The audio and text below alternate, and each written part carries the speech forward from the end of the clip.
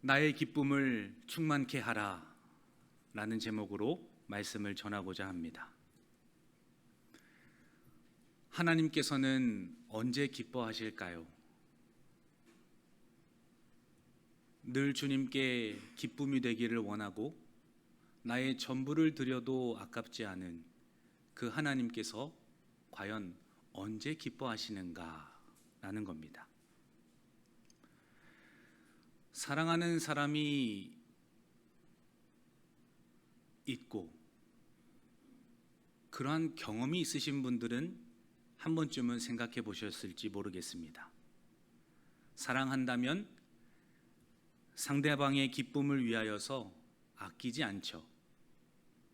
너무나 사랑해서 모든 것을 다 주고도 더 주지 못해서 마음 아파하는 그러한 사랑. 그러한 사랑을 해야지만 부부의 연을 맺기도 하지 않습니까? 반면에 너무 사랑해서 떠난다고 하시는 분들도 있죠. 상대방에게 줄 수 없다고 판단해서 줄 것이 없다고 생각해서 사랑하기 때문에 떠난다. 그렇게 이야기하기도 합니다. 상대방을 사랑한다면 내가 원하는 방식으로 사랑하는 것이 아니라 상대방이 원하는 방식으로 사랑할 때 서로 기쁠 수 있다는 것을 우리가 잘 알고 있습니다. 서로 사랑한다고 말하지만 상대방과 사랑의 언어가 같지 않으면 서로 불행할 뿐입니다. 상대방이 싫어하는 것을 하지 않아야지 그 관계가 유지되는 것을 우리는 잘 알고 있죠. 99개를 아무리 잘한다 할지라도 상대방이 싫어하는 단 한 가지를 한다면 그 모든 성은 와르르 무너지고 맙니다. 하나님을 사랑하는 성도의 삶도 이와 동일합니다. 하나님을 영화롭게 하고 그분을 영원토록 즐거워하고자 하는 것이 우리의 삶의 목적이라면, 우리를 이 땅 가운데 부르시고 영원한 나라에서 누리게 하실 그 하나님의 목적이라면, 내가 원하는 방식으로 하나님을 기쁘시게 하는 것이 아니라 하나님께서 기뻐하시는 방식으로 우리가 하나님을 기쁘시도록 해야 하기 때문이죠. 오늘 말씀에서는 하나님께서 언제 기뻐하시는가에 대하여서 가르쳐주고 있습니다.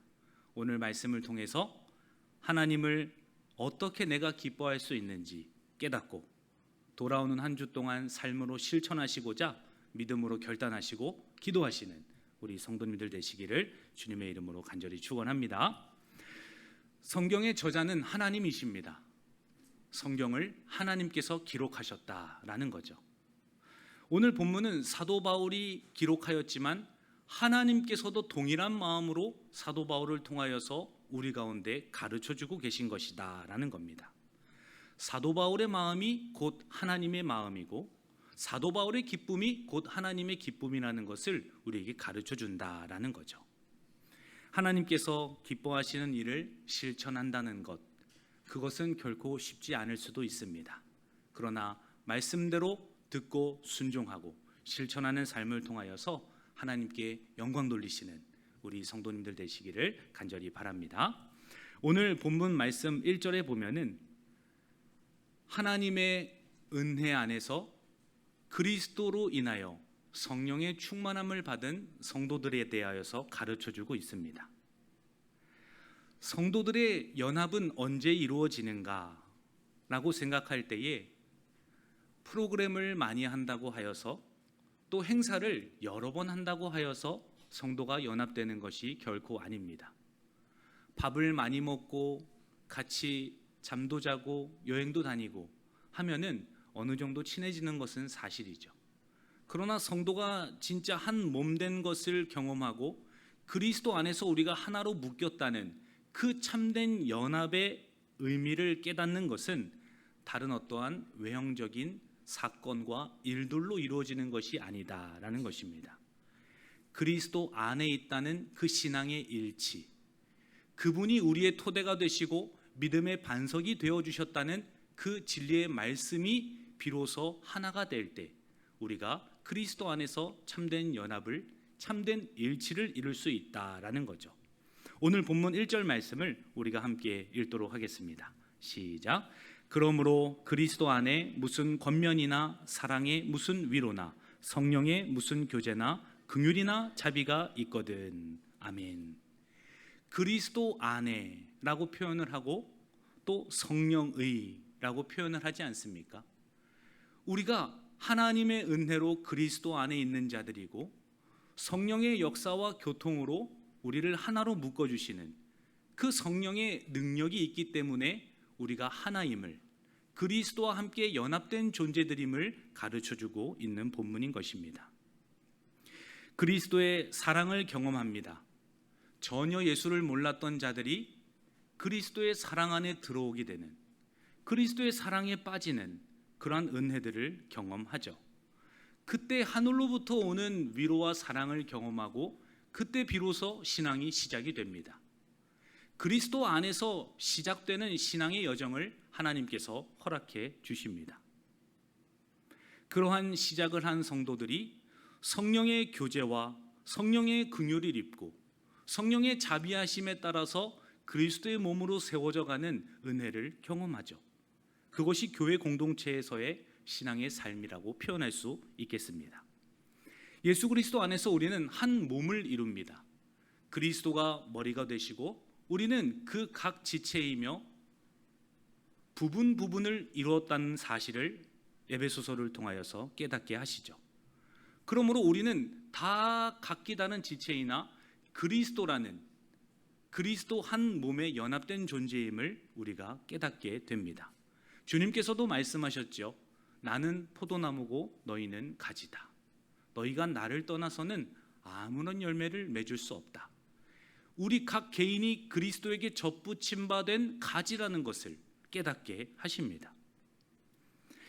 더 나아가서는 이것이 궁극적으로 주님께서 원하셨던 것입니다. 겟세마네 동산에서 요한복음 17장에서 주님께서 기도하시죠. 땀이 핏방울이 될 때까지 기도하시는 그 중심된 내용이 무엇입니까? 아버지가 내 안에 있는 것 같이 나도 그들 안에 있는 것을 알게 하시고 그들이 우리와 함께 할 수 있도록 하나님 은혜를 베풀어 주시기를 원합니다. 그러한 믿음의 기도를 하셨던 분이 바로 예수님이십니다. 요한복음 17장 21절 말씀이에요.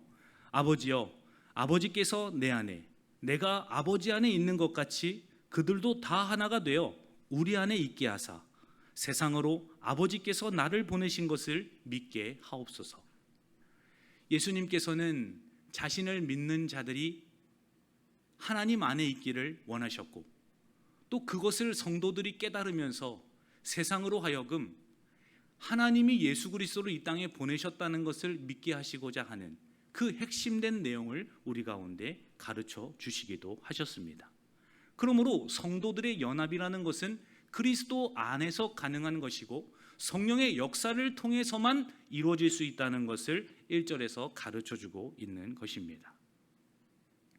그러한 그리스도 안에 연합된 자들이 어떻게 하나님을 기뻐할 수 있을까요?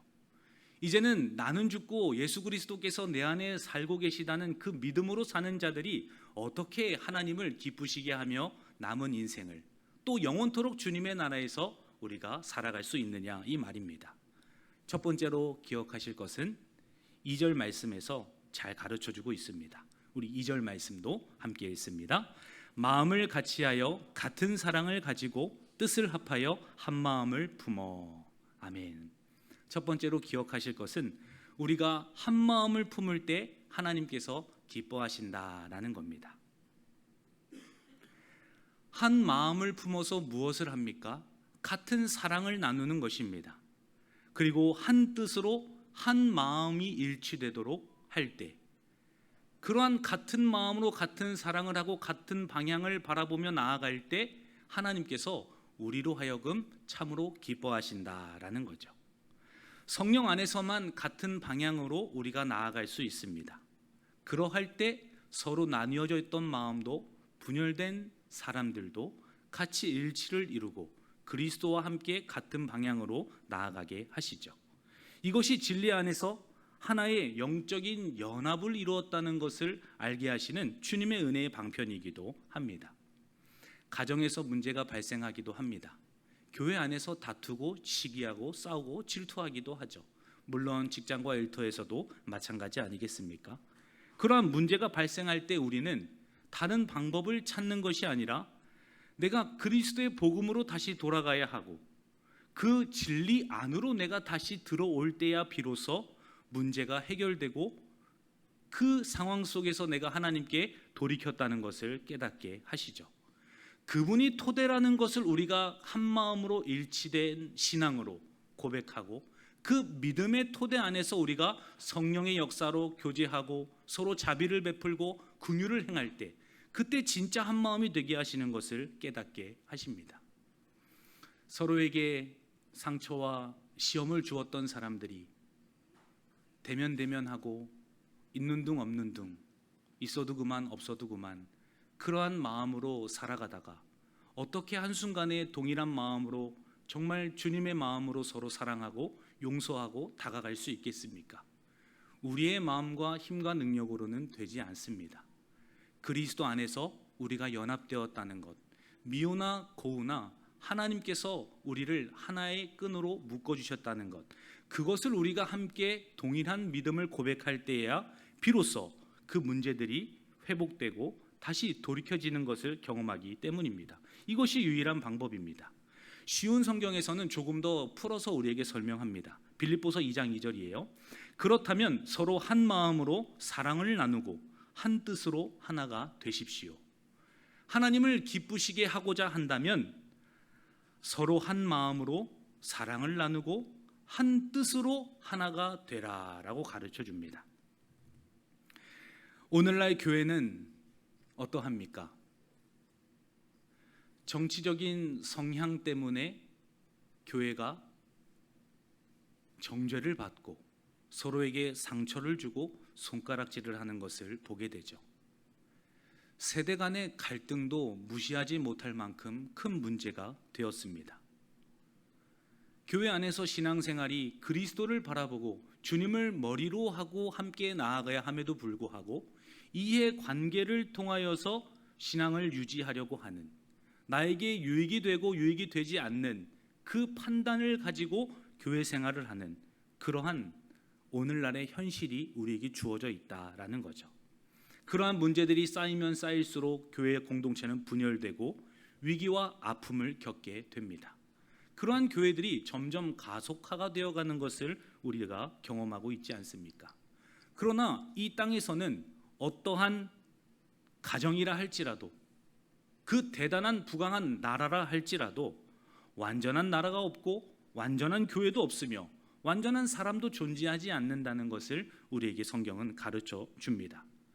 다만 하나님의 은혜로 하나 되게 하신 가정을 지켜내는 것, 하나님의 은혜 가운데 성령의 역사로 한 몸된 교회가 되게 하셨다는 것, 주님께서 나를 파송하시고 보내신 그 자리에서 주님의 연합됨을 드러내야 한다는 것, 그것을 주님께서 우리에게 가르쳐 주셨기 때문에 그것을 인내하고 기쁨으로 지켜내며 힘써 나아가는 것이 가장 중요하다는 것을 가르쳐 주시죠. 에베소서 4장 3절 말씀에서도 성령께서 하나 되게 하신 것 인내와 사랑과 힘써서 지키라 가르쳐 주십니다. 우리가 함께 하나 되는 것을 힘써 지켜낸다는 것, 그것을 하나님께서 기뻐하신다라는 거죠. 가정에서 자녀가 미울 때 어떻게 우리가 반응합니까? 큰 소리를 지르고 때로는 손찌검을 하기도 합니다. 그러나 더 중요한 것은 미우나 고우나 하나님께서 우리 가정을 통하여서 나에게 맡겨주셨다는 것, 부모에게 자녀를 우리에게 위탁하셨다는 것, 그것을 믿는 믿음으로 이 자녀가 나의 소유물이라는 것이 아님을 깨닫고 하나님 앞에서 맡은 바 충성대로 소임을 다하는 것, 그것이 자녀들이 미울 때, 가정에서 힘들 때 이것을 우리가 지켜내야 하는 또 믿음의 토대가 되는 것 아니겠어요? 부모가 미울 때도 있습니다. 어떻게 배 아파서 난 자식한테 이렇게까지 할 수 있는가? 자녀들이 부모를 향하여서 원망을 쏟아낼 때도 있죠. 그러할 때는 우리가 주님께서 세우신 질서라는 것을 고백하면서 미우나 고우나 하나님께서 하나 되게 하셨다는 그 사실을 신뢰하고 주님의 주권 가운데 질서로 세우신 부모님을 공경하고 사랑하는 것, 그것이 그리스도의 토대에서 일치를 이루는 한 마음된 믿음의 삶이다라는 거예요. 자녀나 부모는 혈연 관계니까 그럴 수 있습니다. 그러나 동료가 미울 때는 어떠합니까? 뒤에서 험담을 하고 뻔히 다 보이는 거짓말을 하고 나를 속이고 모함할 때, 그러할 때 우리는 오히려 기뻐할 수 있죠. 하나님께서 허락하신 기회이구나. 주님께서 내가 그리스도 안에 있다는 것을 세상 속에 드러내시고자 하시는 하나님의 그 섭리가 나를 통하여 주어지고 있구나. 오히려 그것을 기회로 삼고 그리스도 안에서 믿음의 토대를 견고히 하고 그분과 함께 한 마음으로 일치되는 삶을 살아가는 것, 그것이 하나님께서 참으로 기뻐하시는 일들이다라는 거죠. 한 마음으로 같은 방향을 보고 한 마음으로 서로 사랑하는 것, 그것이 하나님께서 기뻐하시는 일입니다. 지난 주일에 주일학교 친구들이 화이트보드 칠판을 끌고 목양실에 들어왔습니다. 그 목양실에 문턱이 있는데요, 아이들이 그 턱을 넘기가 쉽지 않은데도 불구하고 그 칠판을 끌고 와서 목양실 안으로 탁 갖다 놓았어요. 회의를 하자는 겁니다. 그래서 무슨 회의를 할까 물어봤더니 중고등부 형 누나 언니들이 놀러 갔던 것처럼 우리도 같이 놀러 가자는 거예요. 얼마나 기특합니까? 그래, 좋다. 그러면은 한번 대화를 나눠보자. 막 서로 이러한 저러한 이야기를 하지 않겠어요? 그래서 이제 듣다가 조금 이제 정리를 하는 차원에서 먼저 날짜를 정했으면 좋겠고 우리가 시간을 좀 정해봤으면 좋겠다. 이렇게 큰 가이드라인을 제시해 주었습니다. 결코 만만치 않은 과정이죠. 일정을 계획한다는 거, 기획한다는 거, 이거 보통 일이 아닙니다. 소리를 서로 빽빽 지르기도 해요. 또 서로 소리를 크게 하다 보니까 마음이 다치고 삐지는 일들이 발생합니다. 짜증을 내기도 하고 본인이 의견을 냈는데 묵살을 당하니 얼마나 나를 무시했다는 그 마음 때문에 속이 상했겠어요. 갑자기 그러자 임원을 물갈이하자, 그러한 이야기도 합니다. 갑자기 회장을 바꿔요. 그 자리에서 부회장을 갈아치우기도 합니다. 마음에 안 드니까 서로 그렇게 말들을 하는 것 아니겠어요? 그래서 실제로 이번에 갑자기 임원이 바뀌었어요. 귀가 따갑습니다. 목이 아파요. 정신이 혼미해집니다. 그 순간에 좁은 공간에 있을 때에는 여기가 지금 어디인가, 뭐 이러한 착각이 들기도 하지 않겠어요? 그럼에도 불구하고 회의는 진행이 됩니다. 되는 건 되는 거죠. 다만 오래 걸릴 뿐이에요. 지난번에는 한 5주 정도 회의를 했으니까 이번에는 좀 줄지 않겠어요? 처음보다 더 빨라질 것입니다. 우리 다음 세대 아이들이 앞으로 우리 광문교회의 미래들이고 또 기둥들이 될 것이에요. 그 아이들을 잘 세워가도록 우리가 함께 기도하고 또 그 아이들이 잘 연합할 수 있도록, 연대할 수 있도록 우리가 기도해주고 지원해주는 것이 필요함을 가르쳐 줍니다. 우리 아이들이 왜 이렇게 하는 것일까요? 교회 공동체 안에서 왜 이러한 일들이 일어나야 할까요? 한 마음으로 서로 사랑하고 또 의견을 존중해 주기도 하고 한 뜻으로 한 마음을 품고자 하는 이 귀한 사역들을 성령 하나님께서 독려하시기 때문이에요. 그것을 하나님께서 기뻐하신다는 것을 가르쳐 주시기 때문이죠. 서로 목이 아프도록 소리를 지를지라도, 때로는 몸싸움을 할지라도 성령 하나님께서 우리가 하나됨을 이루도록 마음 가운데 은혜를 주시고 또 그러한 사역들이 일어나도록 우리 가운데 말씀을 통하여서 부채질을 하시기 때문이죠. 그 일들을 통해 우리의 신앙은 자라납니다. 나중에 먼 훗날 마중물이 되어서 귀한 신앙의 추억으로 삼게 돼요.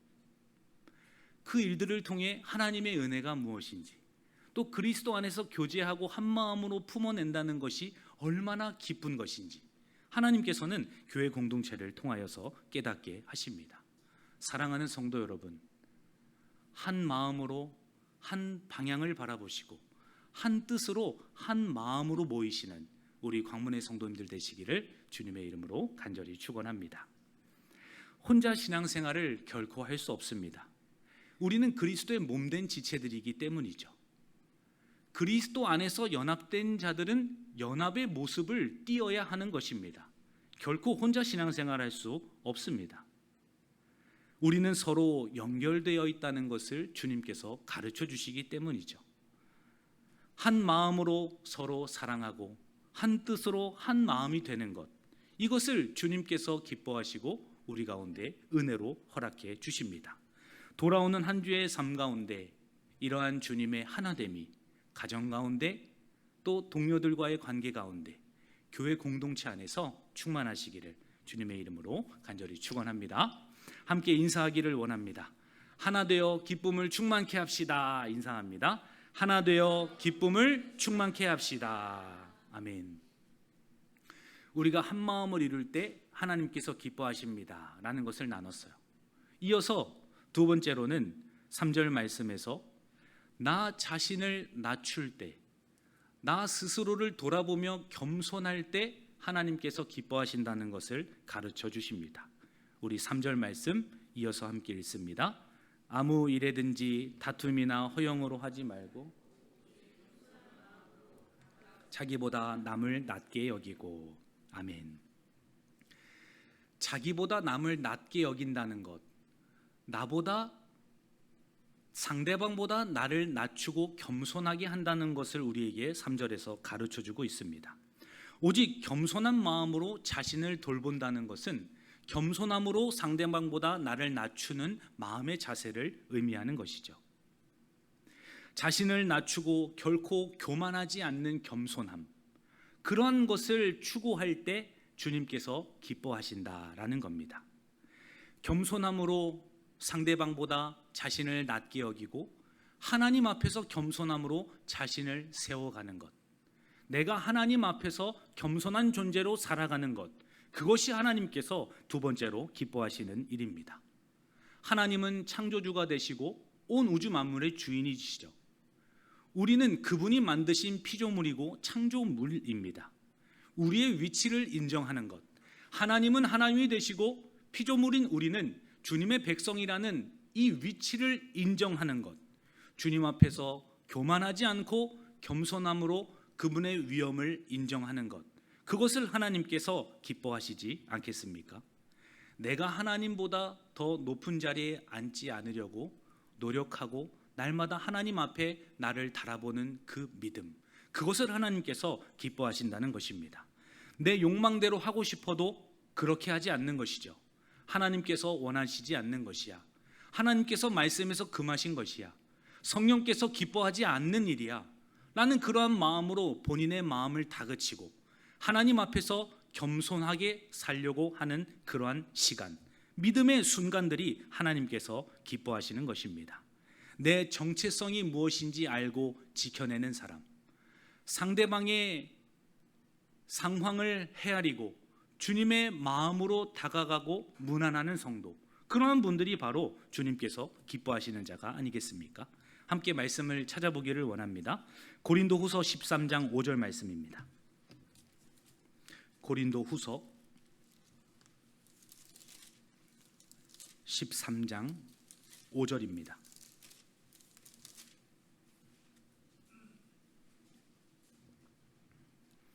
고린도후서 13장 5절 말씀 함께 읽습니다.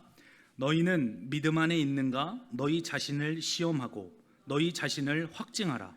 예수 그리스도께서 너희 안에 계신 줄을 너희가 스스로 알지 못하느냐? 그렇지 않으면 너희는 버림받은 자니라. 아멘. 주님께서는 우리가 믿음 안에 있는가, 진짜 그리스도 안에 있는가, 이것을 시험하고 확증하라. 검열하고 본인을 돌아보며 자신을 테스트해보라 말씀하시죠.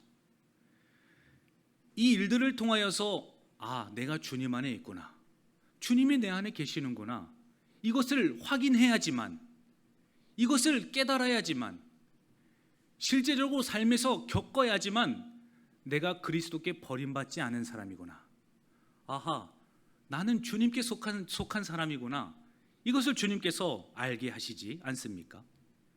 그러한 삶을 주님께서 기뻐하시는 겁니다. 오늘날 세상은 어떠합니까? 자기 PR 시대예요. 본인을 과시해야 합니다. 본인의 성과를 과장해야 하죠. 그렇게 강조하고 어필을 해야 하는 것이 이 시대, 이 세상의 풍조입니다. 왜 그러하죠? 간절한 사람에게 기회를 주기 때문이에요. 성과를 낸 사람들을 인정합니다.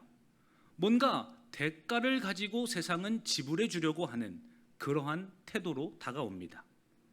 우리는 그러한 삶을 한 주 동안 살아갑니다. 그리고 나도 모르는 사이에 하나님께 우리도 그렇게 나아가고 있죠. 하나님께 대가를 바랍니다. 공치사를 요구하기도 해요. 하나님께 마치 내가 이 정도를 드렸으니 이 정도는 주셔야 하지 않겠습니까? 라는 세상의 원리로 하나님을 바라보고는 한다라는 겁니다. 간절하게 기도하면 응답해 주시겠지. 봉사를 열심히 하고 헌신을 많이 하면 하나님께서 기도에 응답하실 거야.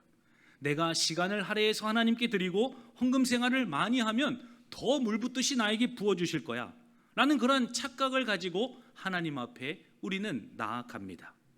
그것이 중요하지 않다는 것이 아닙니다. 그러나 나의 바른 정체성, 하나님 앞에서의 겸손함, 그분이 창조주가 되시고 나는 피조물이라는 그 인정 속에서 나의 믿음을 돌아보고 내가 그리스도 안에 있는가를 날마다 살피는 그러한 자중하는 겸손, 그것이 바로 주님께서 기뻐하시는 우리의 삶이다라는 거죠.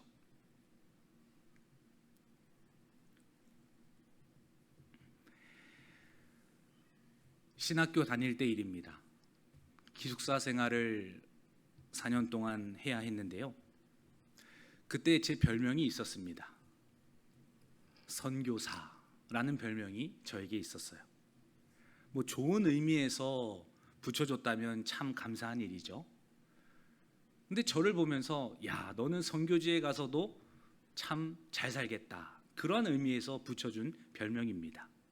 왜 그러하냐면요, 기숙사에서는 제 이불은 잠바였고 제 베개는 성경책이었어요. 다른 친구들은 피규어도 장식해 놓고 방향제도 가져다 놓고 뭐 이쁘는 장식도 해놓고 이렇게 기숙사를 알록달록하게 꾸몄는데 저는 그냥 침대에서 자고 눕고 그리고 공부하고 생활하고 이렇게 단순한 패턴을 가지고 살았기 때문에 야, 너는 진짜 선교사다, 이렇게 이야기했다는 거죠. 최소한의 생활을 가지고, 최소한의 것을 가지고 생활하는 것, 그것을 당연하게 여겼습니다. 친구들과 함께 노는 시간에도 오죽하면은 야, 너는 진짜 짠돌이다 라고 이야기하면서 친구들이 이야기할 정도였으니까요. 그러다가 아내를 만났어요. 아내랑 데이트를 하는데도 저는 커피숍을 가는 게 왜 이렇게 돈이 아까운지 그때는 참 그것이 어려운 마음이기도 했습니다. 오죽하면은 결혼한 친구들에게 축의금도 보내지 않았어요. 그동안 연락도 끊었는데 굳이 내가 가지도 않았는데 축의금을 줘야 하는가? 그때 저 친구들은 와서 빈손으로 오지 않았는가? 이러면서 다 계산하면서 살았던 지난날의 과거가 있다라는 것이요. 사는 게 팍팍하기도 하였지만 가정을 꾸리고 자녀를 키워간다는 것, 그것이 현실적으로 너무나 어려워서 그렇게 살기도 하였습니다. 그러나 신대원을 졸업하고 전임 사역을 하면서 변하기 시작했어요. 동기들과 친구들을 만날 때 먼저 내려고 애를 쓰고 있습니다. 먼저 손을 내밀기도 하고 지난번에 축의금을 주지 않았던 친구들과 만날 때면 오히려 그때 못 줬던 돈도 주고 밥도 주고 밥도 사고 디저트까지 대접하려고 하는 그러한 모습들로 바뀌었다라는 겁니다. 왜 그러합니까? 깨달았기 때문입니다. 아, 하나님께서 이렇게 하는 것을 원하지 않으시구나. 오히려 나 자신을 겸손하게 낮추고 그분의 사랑을 받은 자답게 나의 모든 소유가 하나님의 것임을 인정하고 흘려보내는 곳에 흘려보내야 하는 그 사명, 그것이 그리스도 안에서 나에게 주어진 일이었구나, 이것을 깨달은 겁니다. 이전에는 내로남불이었어요. 나는 괜찮아, 오히려 얻어먹어도 그럴 수도 있지. 너무 뻔뻔하고 당연하게 생각했는지 모르겠어요. 그러나 이제는 부족하더라도 그리스도의 사랑을 깨달았기 때문에, 그분의 마음으로 우리가 새로워졌기 때문에 베푸는 삶을 살아가기도 한다라는 겁니다. 그분 앞에서 내가 깨어져야 할 부분이 깨어지고 부서져야 할 부분이 부서지는 것, 그것이 하나님 앞에서 나 자신을 낮추고 겸손함을 드러내 보이는 것이다 라는 거죠.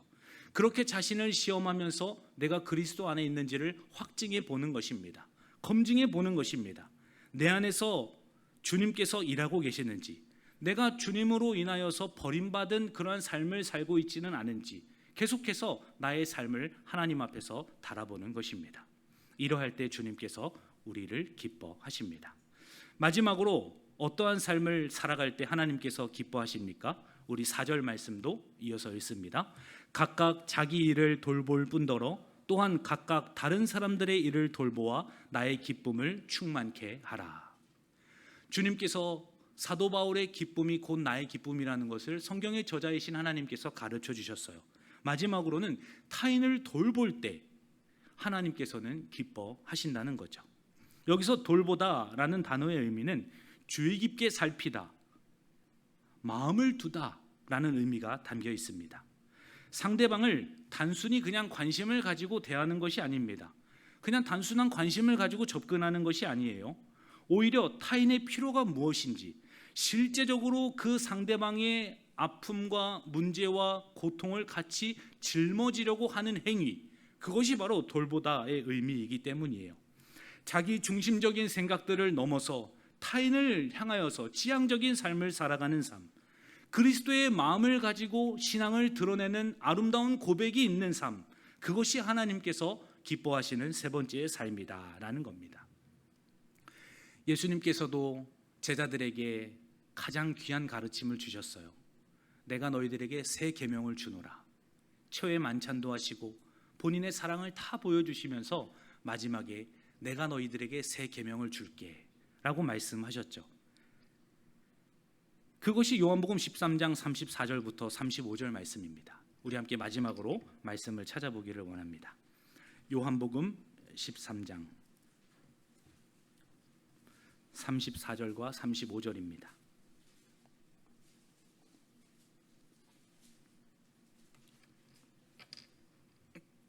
함께 읽습니다. 새 계명을 너희에게 주노니 서로 사랑하라. 내가 너희를 사랑한 것 같이 너희도 서로 사랑하라. 너희가 서로 사랑하면 이로써 모든 사람이 너희가 내 제자인 줄 알리라. 아멘. 예수님께서도 새 계명을 주셨듯이 하나님께서 가장 기뻐하시는 것은 우리가 서로 사랑하는 것이다 라고 가르쳐 주셨어요. 서로의 짐을 함께 나눠지는 것입니다. 도움이 필요하다고 할 때 사인을 보내죠. 그럴 때 외면하지 않는 것, 서로를 돌보는 이 행위를 통하여서, 삶을 통하여서 하나님께서는 기쁨을 받으신다라는 거예요. 사랑하는 성도 여러분, 주님께서 바라는 기쁨대로 살아가시기를 주님의 이름으로 축원합니다. 그리스도의 마음을 품은 교회가 되도록 하나님께서는 우리 가운데 타인을 배려하고 서로를 사랑하고 서로를 아끼는 자리로 우리를 불러주세요. 그럴 때 하나님께서 기뻐하신다는 것을 우리로 하여금 깨닫게 하시기 위함이 아니겠습니까? 내 곁에 연약한 자를 돌보십시오. 외로운 사람들에게 찾아가십시오. 도움이 필요한 자들을 외면하지 마십시오. 그러한 주님의 돌보심으로 함께 서로 사랑할 때에 하늘의 기쁨을 나에게 주시고 하나님께서 얼마나 기뻐하고 계시는지를 우리의 삶을 통하여서 깨닫게 하실 줄 믿습니다. 그것이 곧 주님을 기쁘시게 하는 길이기 때문입니다. 이것을 믿으시고 돌아오는 한 주도 하나님의 기쁨이 되기를 주님 앞에 기도하시고 결단하시기를 모든 우리 성도님들 되시기를 간절히 축원합니다. 요즘 몸이 불편한 분이 우리 교회 가운데 계세요. 출석하기 어려워하시는 분이 계시다라는 거예요. 교회에 가고 싶은데 몸이 너무 불편해서 교회에 못 가서 죄송합니다. 이러한 연락을 주시기도 하셔요. 공식적으로 신방을 하기도 합니다. 개인적으로 문안을 하기도 해요. 또 구역에서 찾아뵙기로 하고 연락을 드리기도 하죠. 이 무더운 여름에 결코 쉽지 않은 일입니다. 집 밖을 나가는 것도 얼마나 괴롭고 힘듭니까? 몇 분만 밖에 서 있어도 옷이 다 젖어버리는 그러한 무더운 여름이 아닙니까?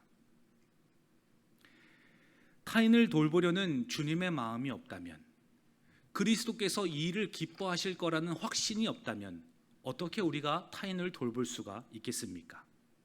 이것이 하나님께서 기뻐하는 마음이라는 것을 주님께서 허락하시고, 또 나도 동일하게 기쁜 마음으로 서로를 배려하고 사랑하는 것입니다.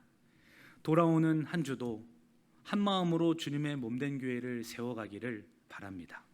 나에게 자주 베풀었던 사람들에게 연락을 먼저 취하십시오. 그리고 커피 데이트를 하자고 먼저 이야기를 해보는 것입니다. 그리고 더 여유가 있다면 곁에 돌보야 하는 사람들, 나의 도움이 필요한 사람들에게 먼저 연락을 하시고 문자도 하고 전화도 해 주십시오. 우리 교회 가운데에도 출석하고 싶으나 여러 가지 문제와 이유로 마음을 어려워하고 꺼려하는 분들이 있지 않겠어요? 그런 분들에게 먼저 손을 내밀고 다가갈 때 주님께서 하늘의 위로와 하늘의 기쁨을 우리 가운데 허락하실 줄 믿습니다. 하나님 아버지, 감사합니다. 오늘 말씀을 통하여서 주님께서 기뻐하시는 일들이 무엇인지를 함께 나누었습니다. 우리의 삶을 통하여서 하나님께서 얼마나 기뻐하시는지 알기를 원하고, 우리의 믿음을 주님 앞에서 달아보기를 원합니다. 내가 주님께 버림받은 자가 아닌지, 내가 그리스도 안에 속한 자인지를 한 주 동안 경험하게 하시고, 그 믿음과 감사의 고백으로 하나님 앞에 영광 돌리게 하여 주옵소서. 감사드리며 예수님의 이름으로 기도하옵나이다. 아멘.